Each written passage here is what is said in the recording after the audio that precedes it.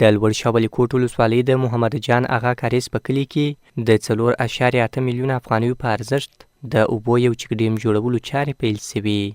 مسؤلین وایي د دې چک ډیم په جوړولو سره به نه یوازې د ځمکې اوبو سطحه لوړه سي، بلکې د دې سیمې ټولې دښتي اوبه به مهار سي. په کندهار کې د اړوندو امارتي ادارو له لوري د وچکالیو د اغېزو د کمولو او د باراني اوبو د مهارولو په موخه چټکې هلې ځلې روانې دي. په دې لړ کې په لوړ شاولي کوټ ولسوالۍ کې هم د اوبو د یوه چک ډیم د جوړولو چارې پیل سوې. د کندهار ولایت د کلیو د بیا رغونې او پراختیا ریاست رئیس الحاج مولوي دوست محمد سعید په دې اړه وویل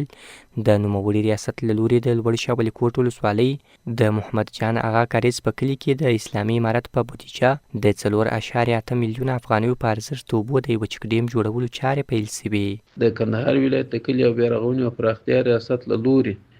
په لوړ شاولي کوټ ولسوالۍ کې د محمد جان اغا کاریز په کلي کې د څه باندې 4.8 میلیونه افغانیو په لګښت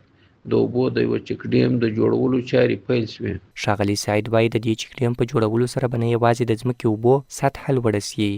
بلکې د دې سیمې ټولې دښتي اوبه به هم مهار سي. د ده په وینا د اوبو دغه چک ډیم 53 متره اوږدوالی، 5 متره لوړوالی او د 15,880 متره مکعب اوبو د ذخیره کولو وړتیا لري. د کار په جریان کې لسګونه تنه کارګرو ته د کار زمینه برابره سوې ده. د یاد چک ډیم په جوړولو سره به د باران اوبه مهار او د ځمکې لاندې اوبو سطحه برقراره وساتل سي.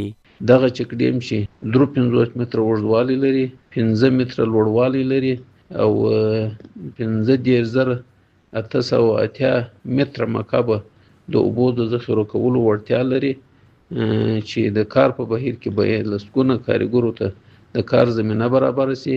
او د یاد چک ډیم په بشپړېدو سره به د باران د اوبو مهار او د ځمکې لاندې اوبو سطحه برقراره وساتل سي. د یادونې وړ ده چې دا مهال د کندهار په بېلابېلو سیمو کې